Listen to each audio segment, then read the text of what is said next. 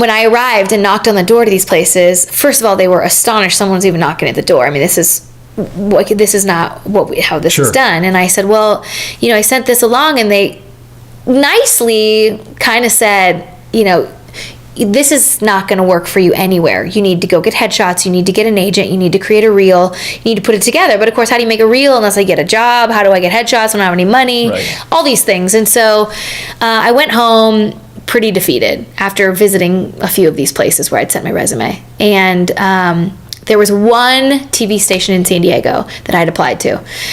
And it was kind of like, well, I borrowed her car for the day and I'm out here already. I might as well just ask.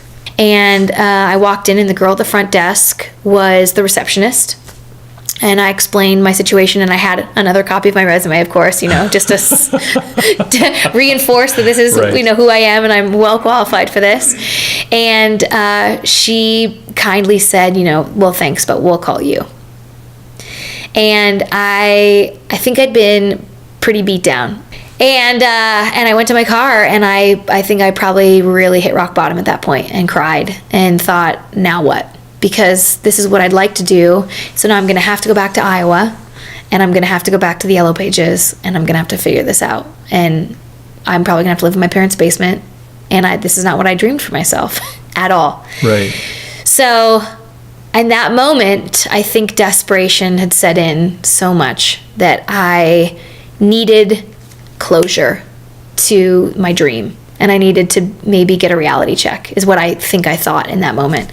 And I walked back into the same receptionist desk, but it was a different person sitting at the desk. And what I would later learn is that the girl who was there must have been lunchtime or snack time or whatever, I don't know, literally took a break for a few minutes to heat up lunch or go to the bathroom. And one of the producers had come in just to fill in to answer the phone.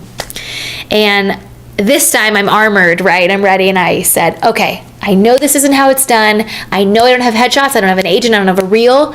But if someone over in that office can just tell me that I don't have the look, I'm not what you're looking for, I don't have it, then I can move on with my life. But I need someone to tell me that I'm not what you're looking for, and I promise I'll leave.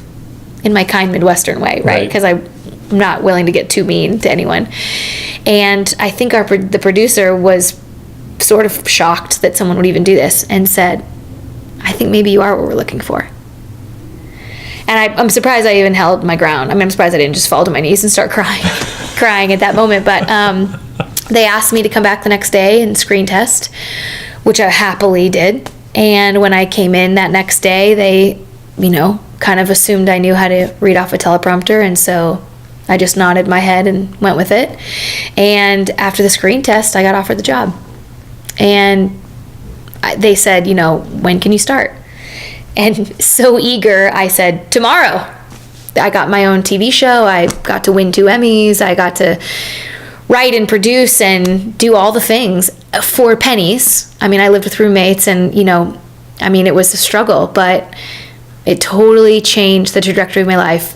And it was such an awful moment, feeling dejected, feeling like I was underqualified, and yet I felt like I knew that this was what I was supposed to do. And so for whatever reason, that was enough of a kick in the rear to send me back into that building.